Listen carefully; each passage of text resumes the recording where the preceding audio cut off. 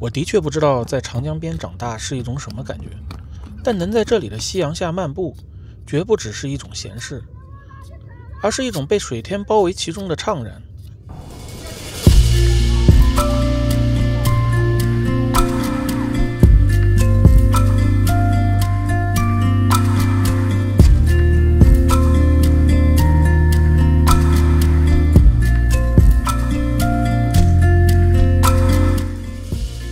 九江这座城市不但能享受长江的润泽，还有一个巨大无比的鄱阳湖滋养着它，而庐山则让九江能获得曲径幽通和银河写意一般的诗情画意。当我大脑回转，使劲地寻找这种感觉的时候，我居然想不起有哪座城市与之有类似之处。总之，九江就是那种独一无二的存在。而九江之所以为九江，并不是说这里真的有9条江，而是古时的人都知道这座咽喉之城的重要性，周瑜知道，朱元璋知道，曾国藩也知道，所以这个名字就如同九州一样，自带磅礴之气。后来一切归于平静后，九江就变成了9省通衢之地，而它的重要性一点也没有降低。当然，这些都是在我查资料后知道的，甚至直到我到了九江，才惊叹地发现庐山也在这旁边。但这里真的不只有庐山，九江让我大饱眼福。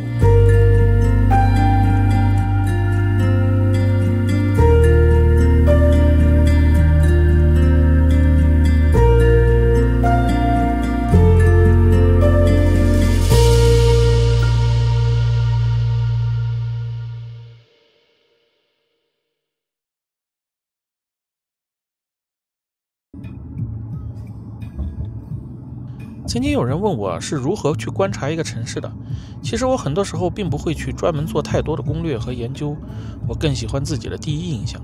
这座城市好不好，你其实一踏入它的街道就能看出来了。我一进入九江，注意力就被它井井有条的秩序吸引了。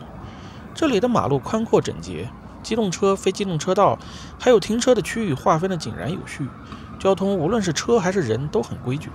特别是这里的电动车，比起很多别的南方的城市，简直让我感觉是另一个国家的人。很少见到闯红灯和肆意在机动车道行驶的情况。我在九江开车，的确可以感受到那久违的轻松。就这一点，就足以让我对九江这座城市刮目相看了。但我行走了这么多城市，能把这样一个基础工作做好的，真的是凤毛麟角。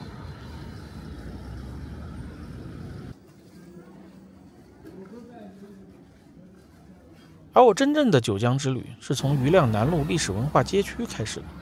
这条街估计绝大多数来九江的游客都不知道，甚至我去查了很多视频攻略，都没有多少人聊到这里，以至于我怀疑九江把这条历史如此厚重的街道修缮得这么精致，仅仅就是为了把这段历史保护起来，不至于从城市的记忆中抹去。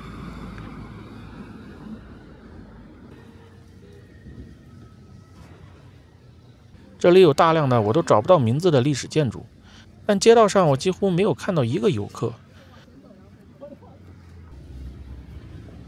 这座建于1937年的修道院，曾是江西天主教的总修院，见证了九江近代教会的历史，现在它依然在使用。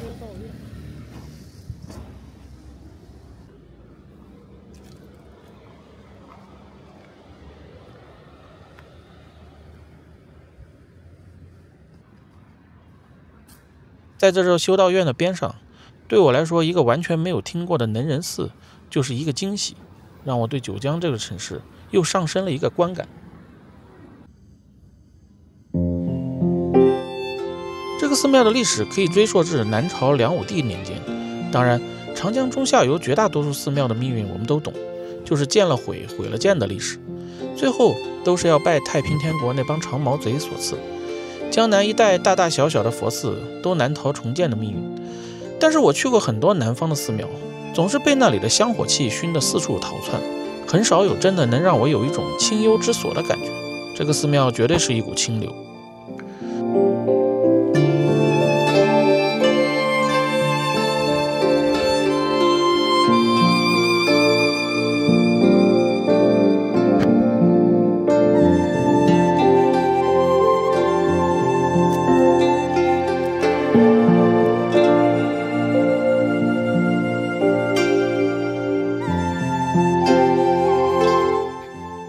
知道能不能拍出当时的感觉。总之，我走到这个池边的时候，已经被这个寺院的气质完全迷倒了。在我这个凡俗之人看来，寺庙就是应该是一个修身养性之所，现在这个样子才应该是寺庙本来的样子。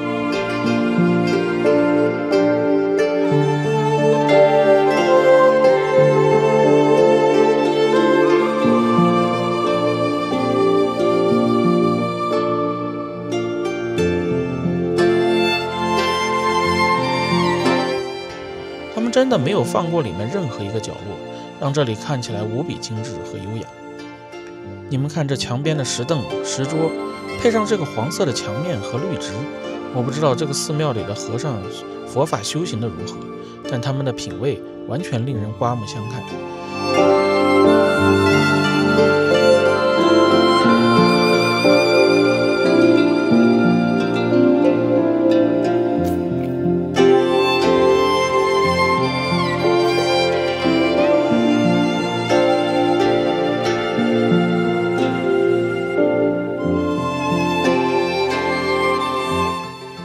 还有大圣塔旁边这口老井，这个池塘，如果不是要继续完成拍摄，我愿意在这里坐上一整天。当然，你们以为这就结束了吗？后面还有高手，一会儿还有更夸张的寺庙。我们先把九江城逛完再说。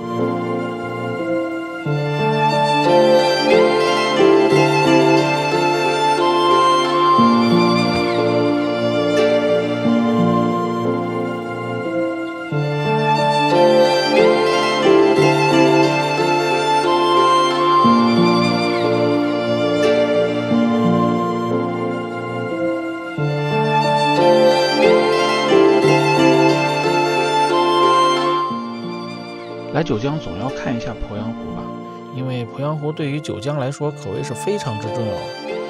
鄱阳湖被誉为长江之肾，它对九江乃至整个长江中下游的生态安全至关重要，也是九江经济发展的核心资源依托。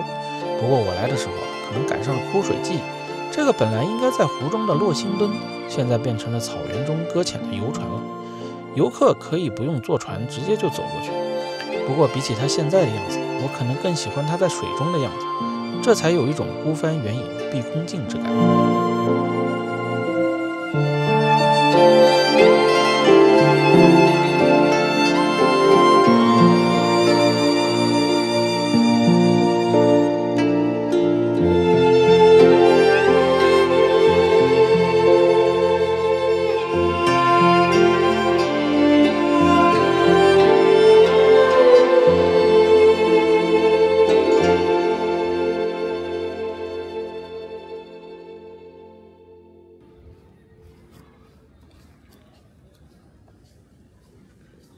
我抵住了室外接近37度的气温和烈日，选择了这个东林寺净土院。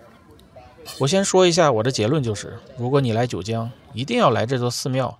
逛寺庙本不是我到一个城市的必选项，除非这个城市和大同一样，如果你不去那2个国宝寺院，就等于没去大同。可能有的本地人都会觉得我说这话有点夸张，但这座寺庙的确成为了我九江视频里最重头的部分。东林寺净土院是佛教净土宗祖庭庐山东林寺的下级重要组成部分。最重要的看点是这里高达48米的东林大佛。将这里描述为一座寺庙，我觉得可能有点过于简单。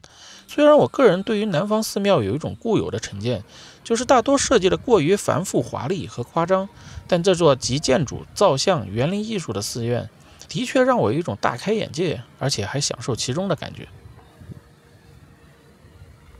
当然，一进到大门，旁边的洗心池就看着这乱糟糟的一幕。中国有这样配置的寺院真的不多，我想普通人可能根本不知道如何使用这个洗心池。虽然我也不是一个佛教徒，也不会像信徒一样遵守各种清规戒律，但我想告诉所有能看我节目的国人，无论是到佛家之地还是去教堂，至少要对别人保持一种基本的尊重，不能一点心都不带就进来用这里的水来洗脚。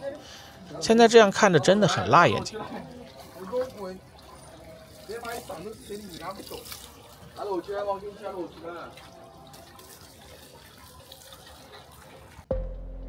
好了，言归正传，走到这个寺庙的第一感觉就是和很多大型的南方寺庙一样华丽，这种感觉主要还是来自这些镶金的装饰，几乎任何一个建筑、雕像、牌匾都能看到这种镶金装饰。我本身是不太喜欢这种浮夸甚至有点俗气的设计，但这座寺庙的确形成了一种风格，越往后走，看着看着也就习惯了。说实话，这里的造像真的多的都看不过来了，还有各种园林设计，绝对是这个寺庙最大的特色之一。这要放在古时候，天子看到这样的寺庙，估计也要惊掉下巴。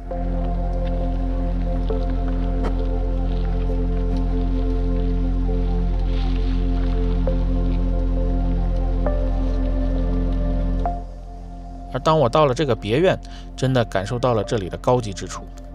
我想你们看我的视频一定能发现，这里吸取了不少日本园林的设计风格。如果你没有看出来，我想这个大雄宝殿上巨大的金色螭尾就是无可争议的证据了。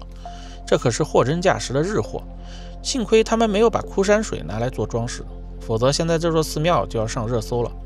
不过在我看来啊，园林的设计我一直认为日本人的水平是非常高的，吸取一些经验没有任何问题。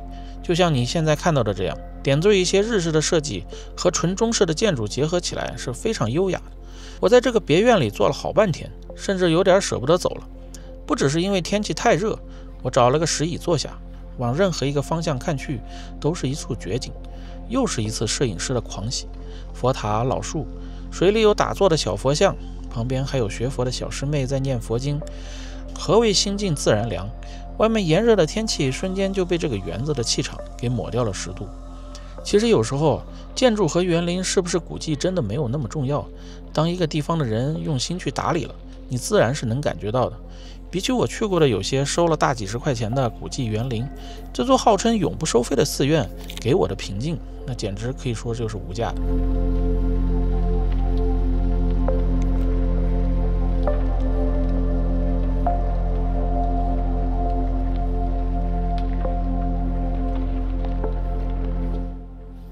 我正在烈日下享受这里的园林之美的时候，看到了眼前的这一幕。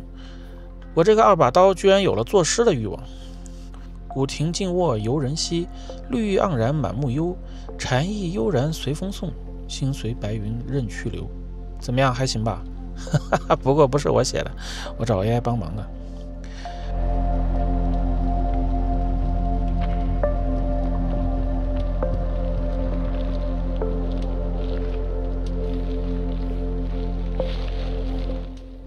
我想所有人看到这个画面的时候，是不是都会想到和风？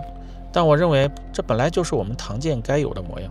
长安看不到了，山西也没几个了，洛阳的大火都不知道烧了多少遍了，都是岛国人给拿去帮我们存了起来。我们把这些漂亮的东西再恢复原貌，有什么问题吗？而且这个光岩塔，比起那个我说了好几遍的大唐芙蓉园里的任何一个建筑都要认真严谨。是不是古迹可能也没有那么重要，是否有心才是最重要的。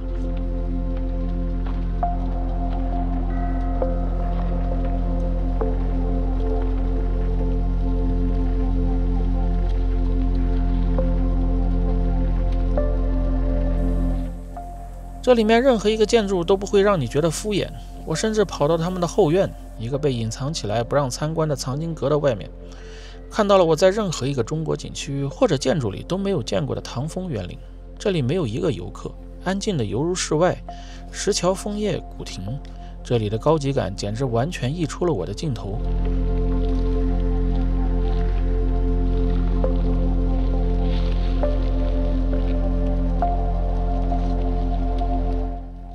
他们甚至连这个藏经阁的围挡都从日本人那里拿了回来。你问我怎么知道的？等我去了日本再给大家来一集京都行，你们就知道了。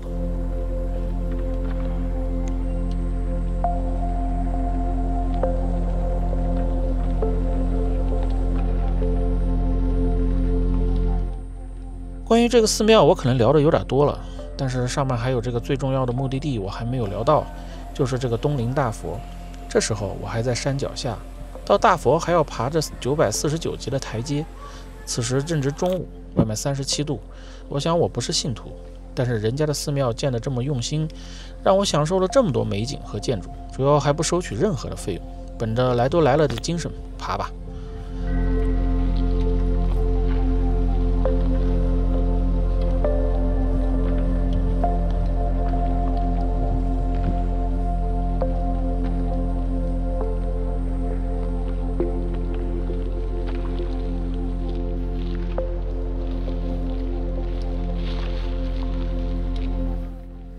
上山的路一点也没闲着，到处都是佛教艺术品，这可比爬别的山要超值得多。看来10几亿的费用花得非常到位。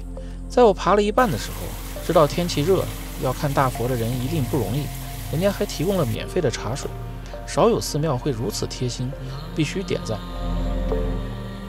然后快要到顶的地方，我的身体已经跟不上意志力了，都准备就此放弃的时候，人家在这里放了块牌匾。这可能有什么佛家典故吧，但在我看来，佛祖都这么说了，怎么好就此放弃呢？好吧，继续。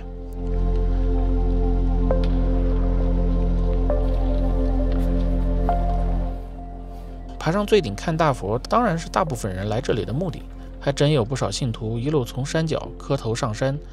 看来佛造的越大，吸引力也就越大。反正我是累的，只能坐在大佛边上，享受它巨大阴影带给我的清凉。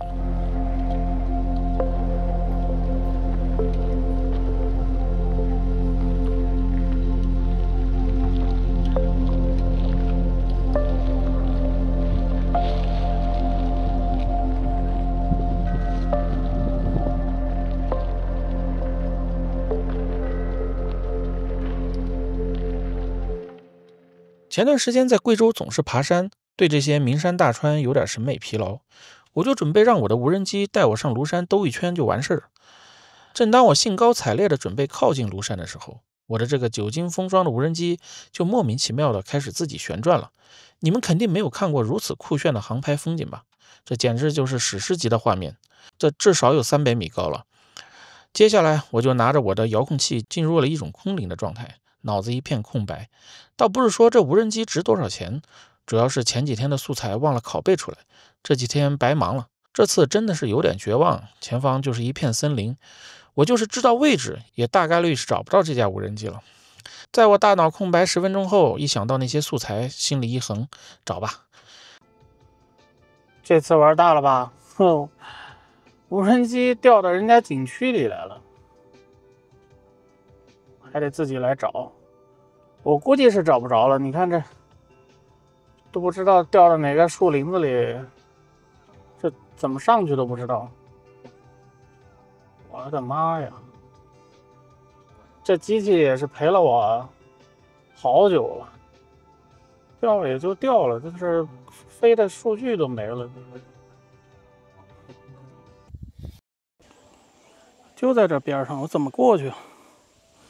我去，找飞机。这个地图显示我的无人机就在这个池塘边。就在我已经绝望，以为我找不到无人机的时候，突然就听到了无人机的求救信号。今天是不是得多吃一顿啊？你们看，你还活着。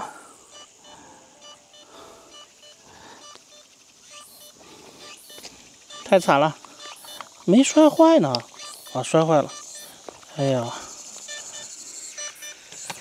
我操，我居然找回来了。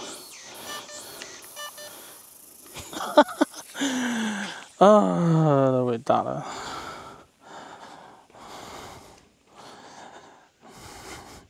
我应该把它做成那个手办，放在家里供起来。这个已经陪了我3年了吧，我还没给他买保险，他要真掉的，他总是掉在合适的地方，你知道吗？上次在那个林州的红旗渠，为了找他，我把红旗渠逛了一圈，本来是不想去呢。哎呀，可以，高低得吃点好的。就好像捡到自己丢的钱后那种赚到了的感觉，心情大好。飞机正好掉在了这个三叠泉景区附近，就顺便逛一下吧。看来这个庐山你不上去是不行的，无人机不让你拍。这他们游泳的地方，这度假村啊。看这儿。五老峰啊，只能这么看了啊。下次天气凉快点了再上去。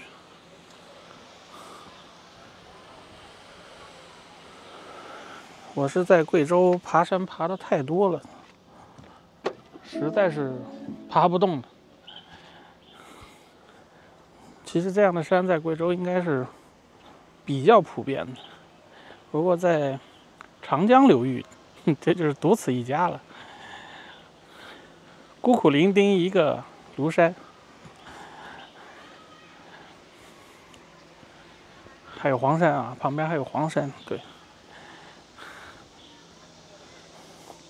不过说实话，他们这边，你要是住在这个九江，有这么一座山，还是真不错的。这他们游泳，这贵州不是到处都是吗？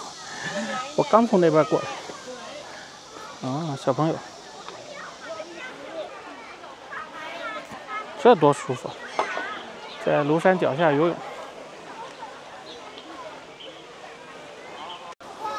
这水有点小啊。哎，不过给这些小朋友玩也是够了。有这么一座山在这儿，风景确实可以，好像还免费。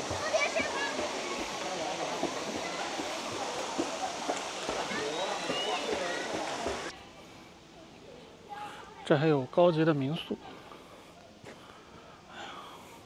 所以有一个山非常好，前面还有一片湖，完美。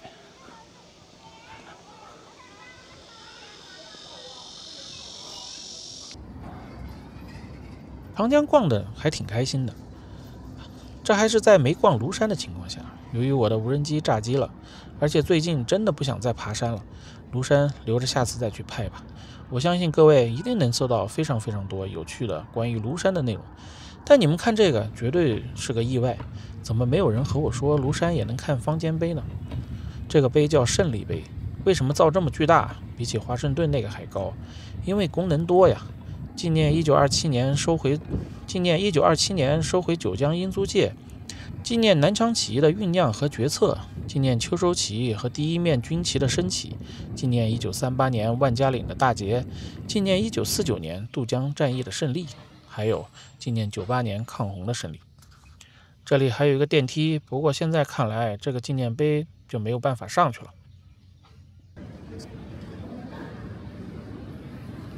这胜利碑旁边就是九江博物馆，就是我的最后一站了。不过这个纪念馆的确可以看的内容不太多，里面居然还有一个展厅是专门为邮票准备的，这就有点离谱了。因为九江是一个红色城市，有大量的红色近代历史。总之，对这方面感兴趣的，来这里就是非常正确的任务了。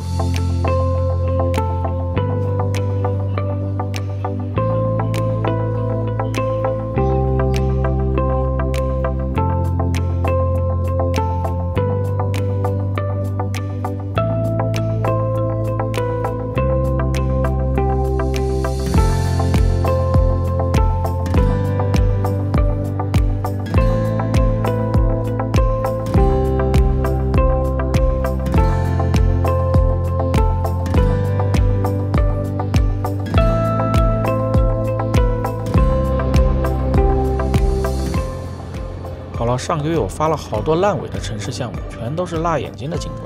虽然也算有趣，但那些玩意儿和我审美上的情绪完全匹配不上。还好九江这期终于能够让我享受久违的景色了，而且非常高级，这大概就是惊喜吧。九江还有好多地方我没有去，不过这期内容确实有点长，甚至在写视频文案的时候，让我觉得九江是一座完全可以再来的地方。我也希望看我视频的朋友有机会到这里来看看，享受长江之美，感受这里的寺庙的清幽和美景，还有庐山的秀美。反正吧，江西人真的不太会宣传，原来这里还有这么多好地方。我发现走到哪里也没有那么多游客，也才能让我独享着九江之美。感谢九江。好了，我是波尔飞，谢谢大家。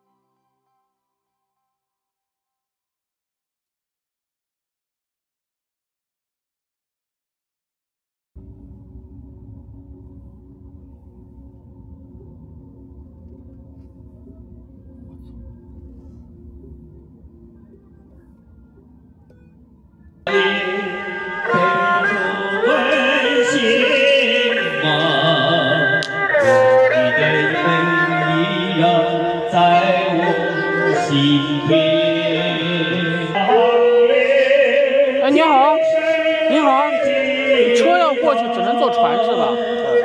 就在那排队是吧？啊，这马上就来了，是吧？啊，好，谢谢。太有意思了，这就好像是好多年前一样，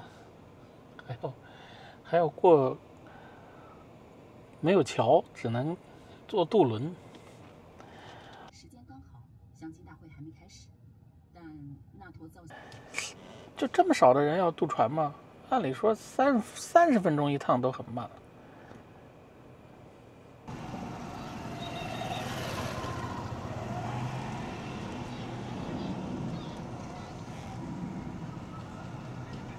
当前道路继续行驶1.1公里。